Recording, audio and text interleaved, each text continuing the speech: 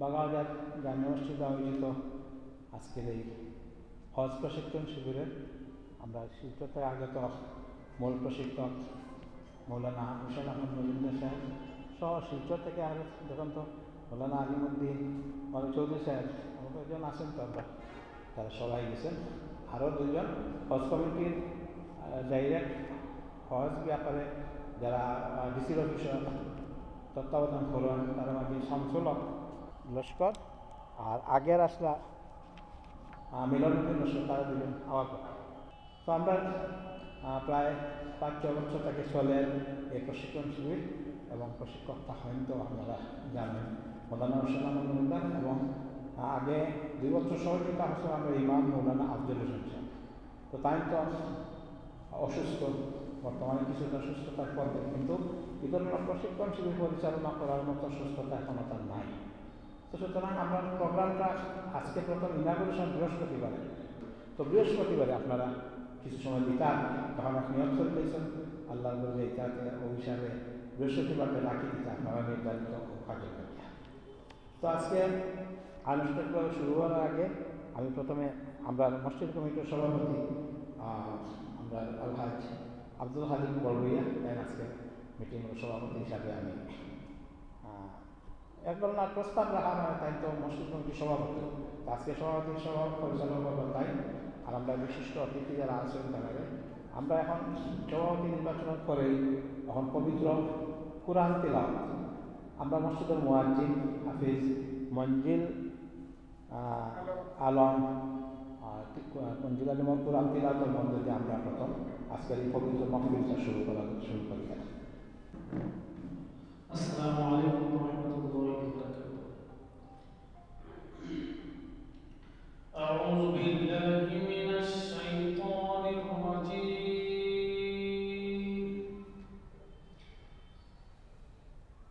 বিসমিল্লাহির রাহমানির রাহিম।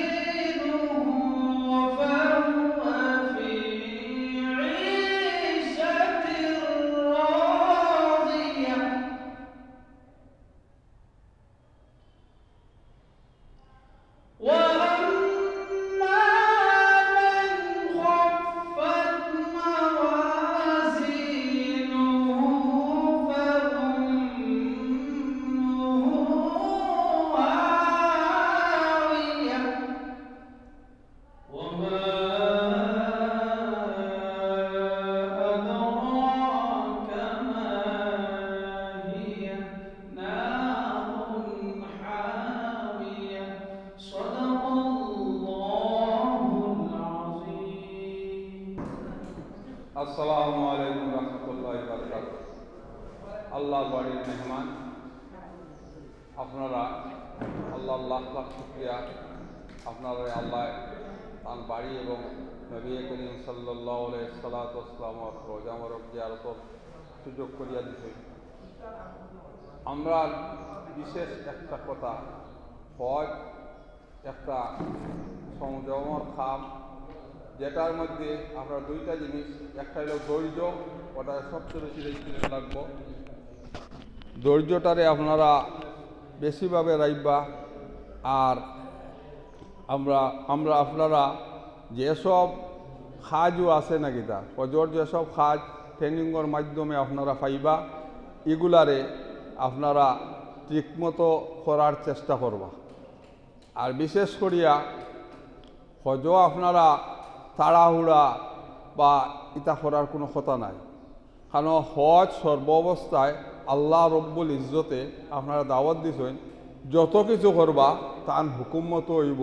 এতে গিয়া আমি ওখানে অসুবিধা পড়ে গেছি কইয়া আপনারা হায়তাস করবা না, ইতমিনানে আপনারা যেভাবে শান্তি শৃঙ্খলার ভিতরে নিয়মকানুনের ভিতরে আপনারা এটা করিয়া যাইবা, ইনশাল্লাহ আল্লাহ আপনারা হজে মকরুর এবং জিয়ারতে মকবুল নসিব করবা। আর বিশেষ করিয়া মক্কা মদিনার যেসব বিষয় আছে এগুলোর মধ্যে আমরা ইনশাল্লাহ আমরা খুব সম্ভব আমরা আপনারা মদিনাত নেওয়াইব।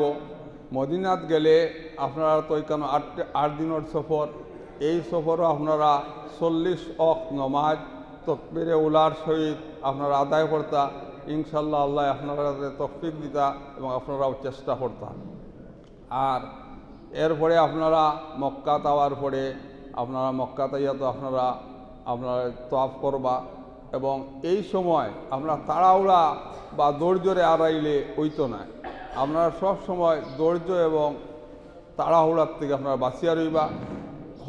অনেক অনেক অবস্থা আপনারা সম্মুখে আইব, এটারে আপনারা আস্তে ঠান্ডা মাথায় নিষ্পত্তি করবা, কারণ এটা তো আপনার লগালে চিন্তা করবা এটা আল্লাহর হুকুমে ওর যত কিছু আর আল্লাহর হুকুমে, এবং আল্লাহ যখন এটা দিছেন এটার থেকে আপনারা আবার সল করিয়া লইয়া যাইবা, সোজা করিয়া লইয়া যাইবা। আর বিশেষ করিয়া আমরা একটা হজর সবচেয়ে মুখ্য যেটা বিষয় এটা হইল তলবিয়া, লাব্বাইক আল্লাহুম্মা লাব্বাইক লাব্বাইক লা শারীকা লাকা লাব্বাইক ইন্নাল হামদা ওয়ান নিমাতা লাকা ওয়াল মুলক লা শারীকা লাক। এই তলবিয়াটা আপনারা সবে সুন্দর এবং শুদ্ধভাবে শেখার চেষ্টা করবা। আর বাকি যেসব আছে আপনার ছোটো ছোটো দোয়া আছে এটা আপনারা ইনশাল্লাহ অনেক আসন আপনারা শিখিতে পারবা, এটাই না শিখিবা। যেমন সাফা মারোয়ার দোয়া আছে, আরও অনেক দোয়া আছে, এটা পরবর্তী আপনার ট্রেনার যেন আছেন তার সব কিছু অবগত করাইবা। আর বিশেষ করিয়া আপনারা আল্লাহ রব্বুল ইজ্জতে হজে মকরুর এবং জিয়ারতে মকবুল নসিব করতা। আর আমরা ডিস্ট্রিক্ট কমিটির কিছু মানুষ এটা বেশ 30-32 বছর 25 বছর 15 বছর সবে কাজ করিয়া যেতরা তারার লাগে দোয়া করবা। আমরা বিশ্বর মুসলমানের লাগে দোয়া করবা, ভারতের মুসলমানের লাগে দোয়া করবা, এবং খাস করি আমরা আসাম এবং কাছাড়ের আমরা যারা আছি আমরা বিপদ আপদিতে আপনারা সবে শুনতরা ও তাহলে দোয়া করবা। আর নবী করিম সাল্লাল্লাহু আলাইহি সাল্লামের রোজা মুবারকও আমরা সালামটা ফটাই দিবা। আসসালামু আলাইকুম রহমতুল্লাহি ওয়া বারাকাতুহু। আসসালামু আলাইকুম ওয়া রাহমাতুল্লাহি ওয়া বারাকাতুহু। লব্বাইক আল্লাহুম্মা লব্বাইক লব্বাইক লা শারীকা লাকা লব্বাইক ইন্নাল হামদা ওয়ান নিমাতা ওয়া লাকা ওয়াল মুলক লা শারীকা লাক। সম্মানিত আজকের এই বাগবাজার মসজিদের আয়োজিত হজ প্রশিক্ষণের উদ্বোধনী পর্বের সভাপতি এবং আমাদের এখানে যিনি হজ পরিচালনার সঙ্গে যুক্ত আমাদের কাছাড় জেলা হজ কমিটির প্রাক্তন সদস্য অধ্যাপক সাব্বির আহমদ বহাসর এবং আমাদের সবার অভিভাবক জলাল ভাই সমঞ্চ ভবিষ্যজন, আমরা আজকে এখানে সমবেত হয়েছি আপনাদের প্রশিক্ষণ পর্বের সূচনার জন্য। তো আমরা প্রতি বছর এই অঞ্চল থেকে যারা হজযাত্রী হজের জন্য যান তাদের আমরা প্রশিক্ষণের ব্যবস্থা করে থাকি। আগে শুধু শিলচর শহরেই প্রশিক্ষণ হতো। আমরা দেখলাম যে যারা হজযাত্রী থাকেন তাদের মধ্যে অনেকেই বয়স্ক মা বোনেরাও থাকেন, তাদের সবার পক্ষে শিলচরে গিয়ে হজের প্রশিক্ষণ নেওয়া সম্ভব নয়। তাই আমরা সেই প্রশিক্ষণ পর্বটা ডিসেন্ট্রালাইজ করে নিয়েছি। প্রথমে শিলচর ছিল, পরে আমরা সুনাইতে একটা প্রশিক্ষণের ব্যবস্থা করেছি, বাগা অঞ্চলেও একটা প্রশিক্ষণ হচ্ছে, এবং আমরা পশ্চিম শিলচরের দুটি জায়গায় খালাইন এবং বরযাত্রা পরে ট্রেনিং হয়, এবং বাঁশকান্দি অঞ্চলে থেকে বিশেষ করে মুসলমান মণিপুরী সম্প্রদায়ের মানুষরা যান, তাদের পক্ষে আমাদের এখানে এসে প্রশিক্ষণ দেওয়া বা বাসার একটু অসুবিধা হয়, মণিপুরী মুসলিম সম্প্রদায়ের জন্য আমরা বাঁশকান্দি পৃথক একটা প্রশিক্ষণের ব্যবস্থা করেছি। তো যাই হোক, আপনারা এবার হজে যাবেন, হজের প্রশিক্ষণ নিয়ে যাওয়াটা আমি মনে করি খুবই জরুরি। কারণ আমরা যারা হজে যাই, জীবনে হয়তো একবার কেউ হজ করি, কেউ দুবার, সবার পক্ষে বারবার হজ করা সম্ভব হয় না। তো হজের মাসলা মাসাইল সম্পর্কে যদি আমরা ভালো করে জেনে না যাই, তাহলে আমাদের হজটা শুদ্ধ হজ হবে না। তো তার জন্য কেন্দ্রীয় হজ কমিটি আমাদের কিছু মাস্টার ট্রেনারের ব্যবস্থা করে দিয়েছেন। যেমন আপনাদের এখানে যিনি প্রশিক্ষণ দেবেন মৌলানা হুসেন আহমদ মজুমদার সাহেব, তিনি হজ কমিটি অফ ইন্ডিয়ার একজন মাস্টার ট্রেনার, সব জায়গায় ট্রেনিং দেন। ইতিপূর্বে খাদিমুল হুজ্জাজ হিসাবেও তিনি দায়িত্ব পালন করে এসেছেন। অত্যন্ত দক্ষ প্রশিক্ষক, তার কাছে আপনারা প্রশিক্ষণ নিলে আপনাদের হজ পর্বটা সহজ হয়ে যাবে আশা করি। তো হজ আমাদের একটা গুরুত্বপূর্ণ ইবাদত, আমরা ফরজ ইবাদত, যাদের সামর্থ্য রয়েছে তাদের হজ করা অবশ্যই কর্তব্য। হজ সম্পর্কে পবিত্র কোরআনে আল্লাহ তাআলা সূরা বাকারার 96 আয়াতে বলছেন, ওয়াতিমুল হজ্জা ওয়াল উমরাতা লিল্লাহি, অর্থাৎ তোমরা আল্লাহর উদ্দেশ্যে হজ ও উমরা পালন করো। অন্যত্র আরও একটি সূরা আল ইমরানেও 57 আয়াতে বলছেন, প্রত্যেক মানুষের উপর ফরজ কাবাঘর হয়ে হজ করা, যে এই ঘর পর্যন্ত যাতায়াতের সামর্থ্য আছে, আর যে তা অস্বীকার করে তবে আল্লাহ সমগ্র সৃষ্টি জগতের মুখাপেক্ষী নন। হযরত মুহাম্মদ মুস্তাফা সাল্লাল্লাহু আলাইহি ওয়াসাল্লাম বলছেন, যে যার সামর্থ্য আছে হজ করল না, অথচ মৃত্যুবরণ করলো, তার দায়িত্ব, সে কি মুসলিম বা ইহুদি হয়ে মরল আমি জানি না, আমিও তার দায়িত্ব নিতে পারবো না। তো আপনারা সবাই সামর্থ্যবান মুসলমান হয়েছেন বলেই আজকে এবছর হজের জন্য আবেদন করছেন, হজে যাচ্ছেন।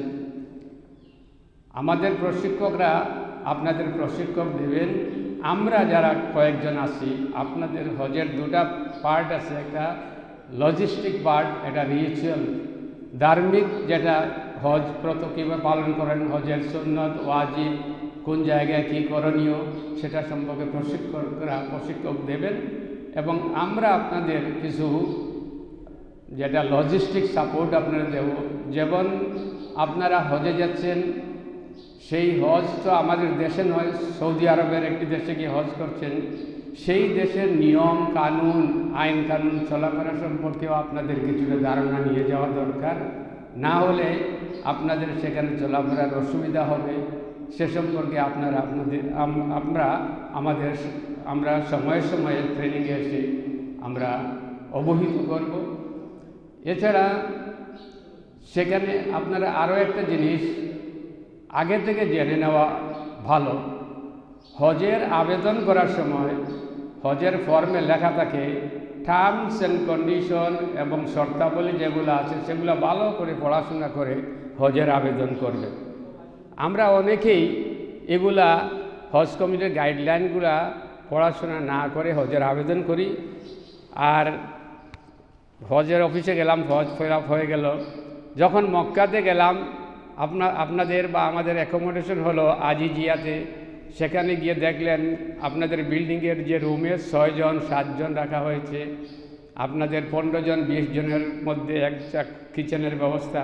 তখন অনেক হজযাত্রীরা এটা নিয়ে বিরূপ সমালোচনা করেন, হজ কমিটিরও সমালোচনা করেন যে আমরা আসলাম এত টাকা দিয়ে, কিন্তু আমাদের তো কোনো সুযোগ সুবিধা নেই, আমাদের তো এইভাবে রাখা হয়েছে সেইভাবে রাখা হয়েছে। অনেকেই সোশ্যাল মিডিয়াতে দিয়ে দেন, সেটা সংবাদ মাধ্যমে এসে যায়।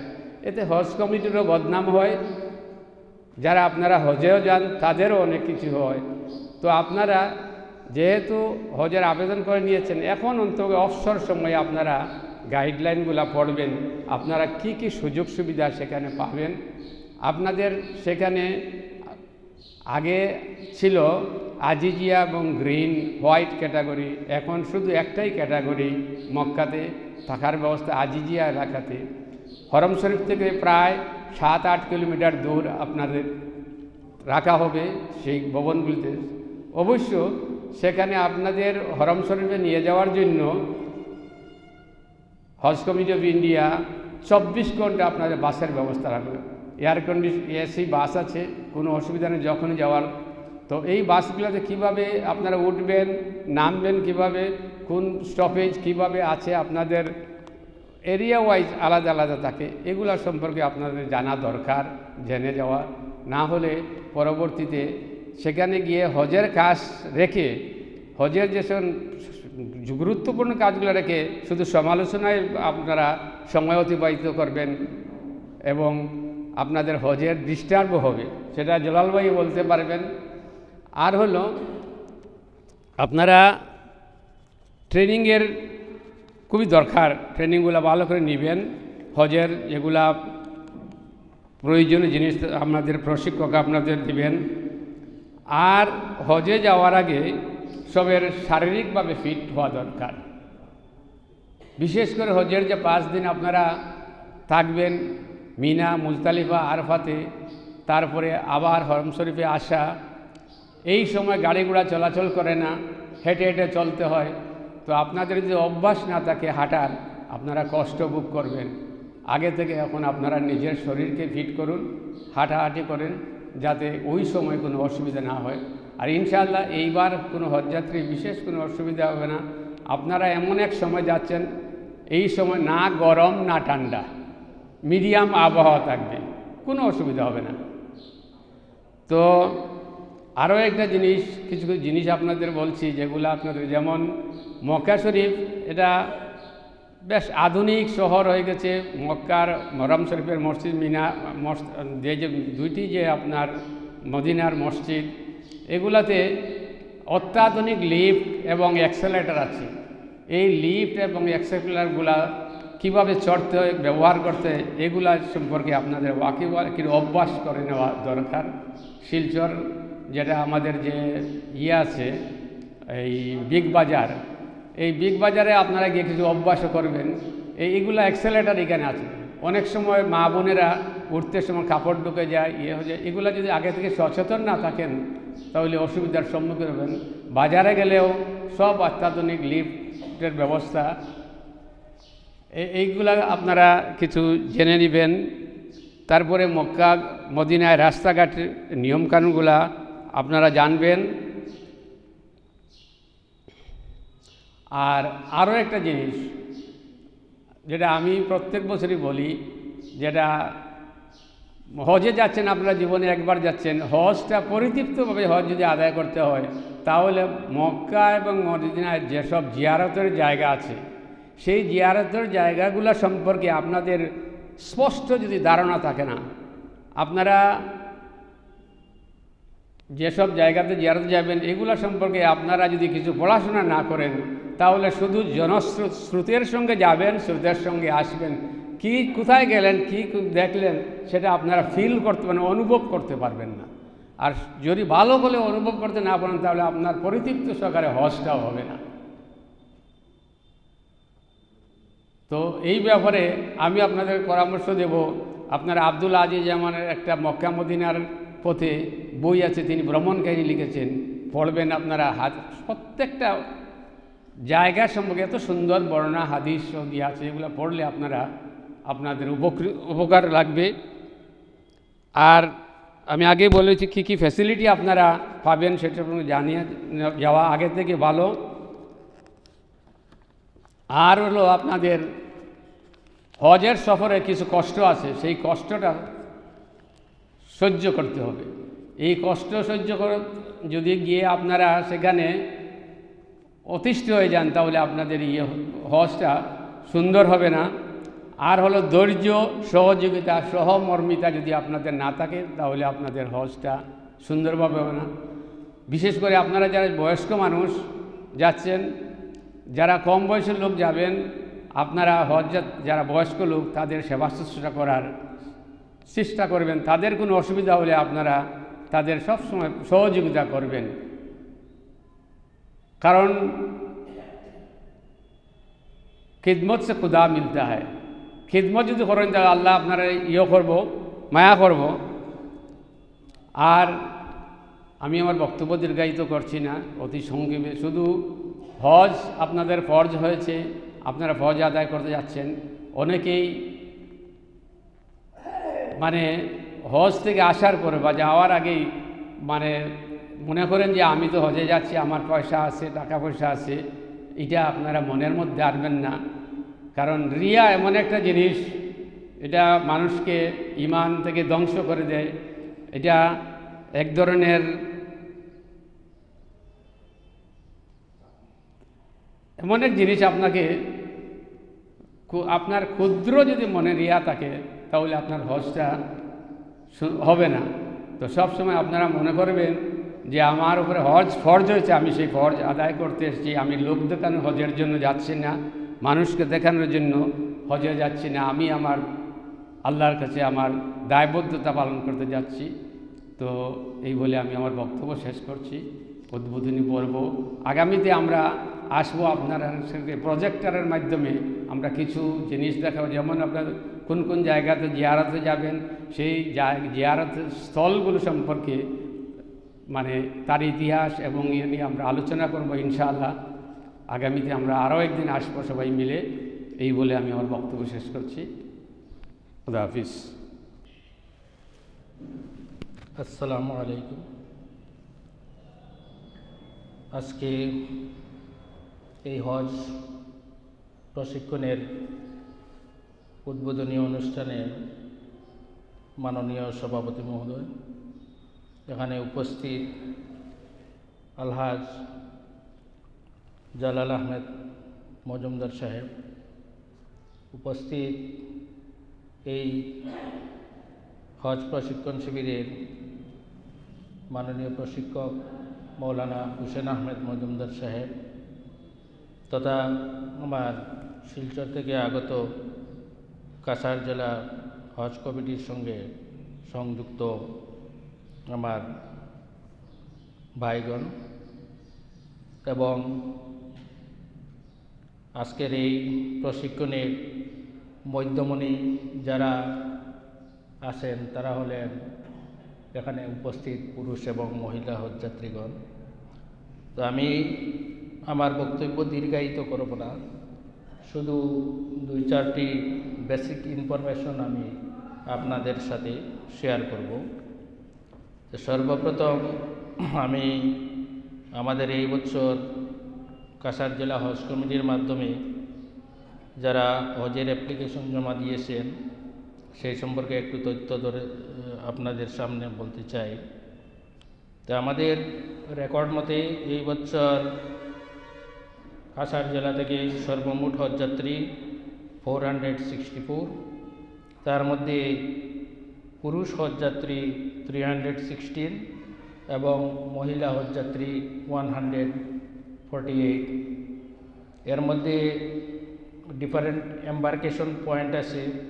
তো আমাদের হজযাত্রীরা যে এম্বার্কেশন পয়েন্ট সিলেকশন করেছেন তার মধ্যে গুয়াহাটি এম্বার্কেশন পয়েন্টে পুরুষ এবং মহিলা হজযাত্রী মিলে 129 জন, কলকাতা এম্বার্কেশন পয়েন্টে 311 জন, দিল্লি এম্বার্কেশন পয়েন্টে 6 জন, মুম্বাই এম্বার্কেশন পয়েন্টে 17 জন এবং বেঙ্গালুরু এম্বার্কেশন পয়েন্টে 1 জন।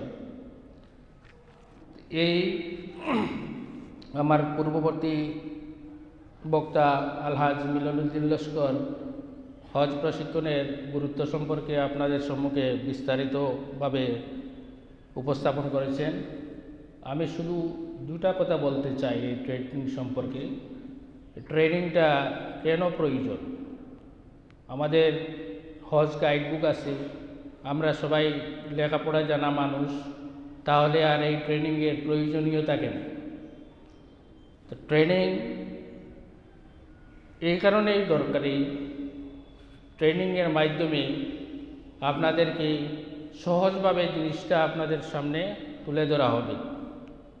যেমন গত শনিবার আমাদের মরকজ ভবনে শিলচরের প্রশিক্ষণ আরম্ভ হয়েছে, সেখানে মৌলানা হুসেন আহমদ মজুমদার সাহেব উপস্থিত ছিলেন। তো উনি উনার বক্তব্যের শুরুতে খুব সুন্দরভাবে একটা জিনিস উপস্থাপন করেছেন যে হজ সম্পর্কে, যে 60, 6 এবং 9, আমার কাছে এটা খুব একটা ভালো ফর্মুলার মতো লাগছে।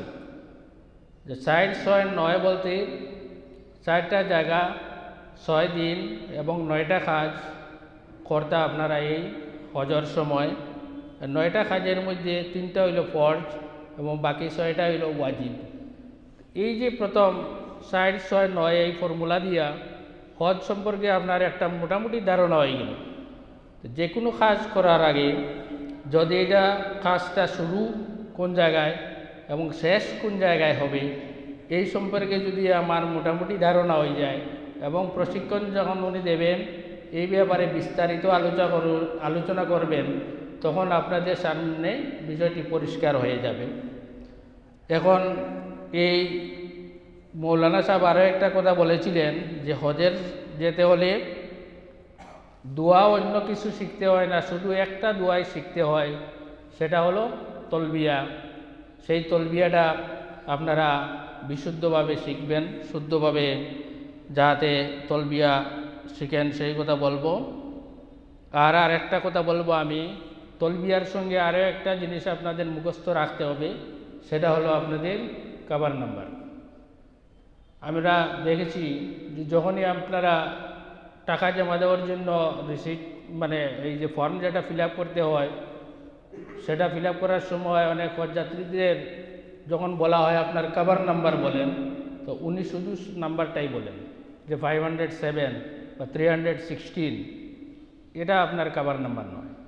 কাবার নাম্বারও ফার্স্টে যেটা একটা কোড থাকে ASF বা ASR, AS দিয়ে বোঝায় আসাম, F দিয়ে হলে আপনি ফ্রেশ অ্যাপ্লিকেন্ট, আর দিয়ে হলে আপনি রিজার্ভ ক্যাটাগরি, এই দুইটা থাকে। তারপরে নেক্সট যেটা 3 ডিজিট বা 2 ডিজিট নাম্বার থাকে ওটা হইলো আপনার কাবার নাম্বার। এরপরে আপনি একটা ড্যাশ দিয়ে থাকে 4 বা 5, এরপরে থাকে 0। 4 বা 5 দিয়ে ইন্ডিকেট করে এই কাবার নাম্বারের মধ্যে কয়জন হজযাত্রী আছেন। আর লাস্টে যেটা আছে 0 বা 1, 2 থাকতো, আমরা এখানে 0 থাকে কারণ ইনফ্যান্ট মানে 12 বছরের নিচে, তো 12 বছরের নিচে তো কোনো অ্যাপ্লিকেন্ট নাই, সেই কারণে এই নাম্বার লাস্টের ডিজিটটা 0 থাকে। তো এই দুইটা অনুরোধ থাকলো। এখন আর একটা কথা বলবো যে এই আপনারা যখন হজ অ্যাপ্লিকেশন জমা দেন সেই সময় আমাদের হজ কমিটির পক্ষ থেকে আপনাদের কাছ থেকে 200 টাকা করে নেওয়া হয়। অনেকের মনে প্রশ্ন জাগে যে হজ গাইডলাইন যেটা হজ কমিটি অফ ইন্ডিয়া ইস্যু করে, সেখানে তো লেখা আছে যে এন্টায়ার প্রসেস এটা ফ্রি অফ কস্ট, এখানে কোনো টাকা পয়সা দিতে হয় না, বা তাদের রেজিস্ট্রেশন ফিস যেটা এটাও পরে নেওয়া হয়। কিন্তু একটা কথা হলো এই যে হজের যে কাজ চালানোর জন্য যে কোনো কাজের জন্য টাকার প্রয়োজন, সরকার থেকে কোনো ফান্ড হজের জন্য আলাদা করে দেওয়া হয় না। শুধু একটা টাকা দেওয়া হয় ওরিয়েন্টেশন ট্রেনিং প্রোগ্রামের জন্য, প্রতিজন হজযাত্রী পিছু 300 টাকা করে দেওয়া হয়। সেই টাকা যেটা দেওয়া হয় সেটাও আপনারা যে টাকা জমা দেন সেই টাকা থেকে আমাদেরকে টাকা দেওয়া হয়। তো যার কারণে আমরা যখন হজ অ্যাপ্লিকেশন রিসিভ করি সেগুলোকে গুয়াহাটি পাঠানি বা আমাদের হজ শাখার মধ্যে যারা কাজ করি, শুধু আমি একজন ডিসি অফিসের স্টাফ, এটা আমার অ্যাডিশনাল ডিউটি, আমার অন্য কাজ আছে, তো আমার পক্ষে এখানে সবসময় থাকা সম্ভব হয় না। বাকি যারা আছেন সাহায্য সহযোগিতা করেন, তো তাদেরও তো একটা রিফ্রেশমেন্টের প্রয়োজন আছে। তাছাড়া আপনারা যখন পাসপোর্ট জমা দেবেন, এটা একটা ইম্পর্টেন্ট ডকুমেন্ট। অন্যান্য কাগজ আমরা কুরিয়ারে পাঠিয়ে দিই, কিন্তু পাসপোর্টটা তো আমাদের একজন নিয়ে যেতে হয়, তো সেই জন্য টাকার প্রয়োজন হয়। তাছাড়া আপনাদের এই যে ভ্যাকসিনেশন প্রোগ্রাম যখন হয় তখন এখানে ডক্টর প্যারামেডিক্যাল স্টাফ যারা থাকেন মরকজ ভবনেই হয়, তাদের জন্য আমাদের রিফ্রেশমেন্টের ব্যবস্থা করতে হয়। তো এইভাবে বিভিন্ন খাতে আপনারা যা টাকাগুলা দেন সেইগুলা খরচ করা হয়। তো এই বছর আমাদের টোটাল রিসিপ্ট হয়েছে 73,800, সর্বমোট আমরা 73,800 টাকা পেয়েছি। এর মধ্যে এখন পর্যন্ত আমাদের খরচ হয়েছে 18,905 টাকা। আমাদের ব্যালেন্স বাকি আছে 54,895 টাকা ক্যাশ আছে আমাদের, সেই টাকাটাও ধাপে ধাপে খরচ হবে। এই খরচ করার পরে যদি কোনো সারপ্লাস অ্যামাউন্ট থাকে এটা আমরা হজের কাজেই এটা ব্যবহার করি, অন্য কোনো কাজে ব্যবহার করা হয় না। তা আমি আর বিশেষ কিছু বলবো না, শুধু আপনাদের কাছে এটাই অনুরোধ রাখব যে যেহেতু প্রশিক্ষণ আপনারা হজ একটা ফরজ যাদের, তারাই হজ করতে যাচ্ছেন এবং আপনারা আল্লাহ তাআলার মেহমান হিসেবে যাচ্ছেন, হয়তো জীবনে আর এরকম সুযোগ নাও আসতে পারে, তাই আপনারা হজের মশলা সংক্রান্ত নিয়মকানুন যেটা আছে সেগুলা ভালোভাবে জেনে শুদ্ধভাবে সুন্দরভাবে হজ পালন করতে পারেন এই কামনা করছি এবং আপনাদের সবার কাছে দোয়ার আবেদন জানিয়ে আমি আমার বক্তব্য এখানেই শেষ করলাম। আসসালামু আলাইকুম। আসসালামু আলাইকুম। আজকের এই উদ্বোধনী সভার সভাপতি মহোদয় আর মুরব্বীবৃন্দ, বিশেষ করে আজকের হজ্জাজে কেরাম মা ভাই বোনেরা, আমি আর বিশেষ কিছু বলবো না, দুই একটা বলবো। দেখুন, আপনারা এই বছর যারা হজ যাইতরা, যারা অ্যাপ্লাই করছেন গুয়াহাটি এবং কলকাতা দারকিন, এইবার সব কিন্তু মদিনা যাইবা। প্রথম জিদ্দাত এবার নয়, সব মদিনা। গুয়াহাটি থেকে যারা যাইবা এরাও মদিনা, কলকাতা থেকে যারা যাইবা এরাও মদিনা। আপনারা জীবনে হজ প্রথমবার হজ করা হইল ফরজ, বাদে বহুবার করলেও নফল থাকবো, আর ফরজ আর থাকতো না। আপনারা আপনারা বাড়ি থেকে যাইবা মক্কা শরীফ যাইতা, যে মক্কা শরীফ প্রায় 5,000 কিলোমিটার দূরে যাইতা, যেখানের আবহাওয়া বাসা সব বদলি যাইব। আপনারা গুয়াহাটি থেকে যাইন বা কলকাতা থেকে যাইন, মদিনার যাইবা, মদিনার তাকিয়া মদিনা সফর নবীজির রোজা সফর শেষ করিয়া যখন মক্কা শরীফ যাইবা, মক্কা শরীফ হইল মক্কাতে 450 কিলোমিটার দূরই আপনারা বাসায় নিব। আর মক্কা শরীফ যাওয়ার পরে আপনারা থাকবা আজিজিয়ার জায়গা, যেটা 8 থেকে 15 কিলোমিটারের ভিতরে থাকবো। এটা 24 ঘন্টা বাস সারবো, এসি বাস, বলবো বাস থাকবো। রাত 12টা, 1টা, 2টা, 2 মিনিট 3 মিনিট পর 5-6 জন যাত্রী হইলেও ছাড়ি দিব। আপনারা কোনো চিন্তা করবা না, এটা খুব সহজ, মানে যাইতে লাগবো। কিন্তু তার বাদেও কিন্তু আপনারা মক্কা শরীফ যখন তোয়াফও যাইন বা উমরা করার যাইন, এখানেও গিয়া দেখবা সব হাঁটাহাঁটি, ইনো আর কোনটা নাই। এরাম ছাড়া এখন তোয়াফ করতে দিত না নিচে, তোয়াফটা করতে লাগবো উপরের চক্কর। উপরের চক্করটা যদি আপনি একবার দেন, তুরাতুরি কম 1 কিলোমিটার হইব। 7 চক্কর দিনতে 7 কিলোমিটার। সাফা মারোয়া, সাফা থেকে মারোয়ার ডিস্টেন্স হইল 450 মিটার, মোটার 1/2 কিলোমিটার। আপনি 7 চক্কর দিবা 3.5 কিলোমিটার হইব। এই যে হাঁটাটার তো অভ্যাস এখন থেকে করিয়া যাওয়া লাগবো না। আর যেদিন আপনারা মক্কা শরীফ তাকিয়া হজর সময় আইব, তখন আপনারা আরফার সীমা পর্যন্ত হইবা। আরফার থেকে মক্কার ডিস্টেন্স হইল 24 কিলোমিটার জায়গা। আরফার সীমাটা হইল 9 কিলোমিটার, মুজদালিফাটা হইল গিয়া 7 কিলোমিটার, আর মুজদালিফাত মিনার তাকিয়া মুজদালিফা মারিয়া মক্কা পর্যন্ত হইল 8 কিলোমিটার। এটাও আপনারা হয়তো হাঁটা লাগতে পারে, এটারও প্রস্তুতি আপনারা নিবা। আর জামারাতো যে খাঙ্কর যে মারবা, যেন একটা খাঙ্কর মারার থেকে একটা শয়তান থেকে আর একটা শয়তানের ডিস্টেন্স হইল 75 মিটার, বাক্কা দূরেই আছে, মানে 3টা তো 3 জায়গাত মারবা। তো এটাও আপনারা একটু খেয়াল রাখবা। আর বিশেষ করে আপনারা বাস যদি ফাইন বা ট্রেন যদি ফাইন, তা তো সুবিধা। আর না হইলে হাঁটিয়াও আওয়াজ আঁকতে পারে, যার লাগে এখন থেকে আপনারা কিছু হাঁটাহাঁটিওয়ালা করে করবা মা বোনেরা আর কি। গত বছর যারা কলকাতার থেকে যে অ্যাপ্লাই করছিলা, যারা রিজার্ভ ক্যাটাগরি আসলা, এরারে কিন্তু গত বছর জিদ্দার থেকে মদিনার সময় বুলেট ট্রেনে নেওয়া হয়েছে। 2 ঘন্টা 20 মিনিটে 1 স্টপেজে মদিনাত নিছে তারা। ওখান থেকে স্টেশন থেকে বাসে মদিনা শরীফ হরমও লিয়া গেছে। এবার তো সব মদিনার থেকে মক্কা শরীফ যেইবার জানি না কিতা দিব, খুব সম্ভব বাসেও নিব। আর আমি আর বিশেষ কিছু করিয়া না, তো হজ তো না, আমরা মৌলানা সাহেব তো সব সুন্দর করে কইবা। আপনারা গিয়া আপনারা হজ্জে মবরুর নসিবক আর মদিনা শরীফ জিয়ারতও নসিবক। আমরা লাগি সবার লাগি দোয়া করবা। আমরা সেবাই জেলা প্রত্যেক বছর থাকতাম পারি। আর মদিনা শরীফ আমরা সালাম আসসালাতু আসসালামু আলাইকা ইয়া রাসূলুল্লাহ ওগুতা পৌঁছাইবা। আসসালামু আলাইকুম। শ্রদ্ধার সভাপতি মহাশয়, এখানে উপস্থিত এই হজ পরিচালনা কমিটির অন্যতম উদ্যোক্তা প্রফেসর সাবির আহমেদ চৌধুরী সাহেব, এই মঞ্চে উপস্থিত আমার ভাই মিলন সাহেব, শামসুল ভাই, আলিমুদ্দিন সাহেব সহ মঞ্চে উপস্থিত আমাদের হজ প্রশিক্ষক হুসেন আহমদ মজুমদার সাহেব সহ উপস্থিত হুজ্জাজে কেরামগণ, আমি অত্যন্ত খুশি এবং নসিব মনে করছি আমার ভালো যে আল্লাহর বাড়ির মেহমানদের সামনে দুটি কথা বলার সুযোগ আজকে বাগাবাজার মসজিদ কমিটির পক্ষ থেকে আমাকে দেওয়া হয়েছে। এই জন্য আমার সৌভাগ্য আমি মনে করছি। আপনারা সামনে হজ কমিটির প্রশিক্ষকের সুন্দরভাবে হজর প্রশিক্ষণ সম্পর্কে কইবা, খুব মন দিয়া শুনবা।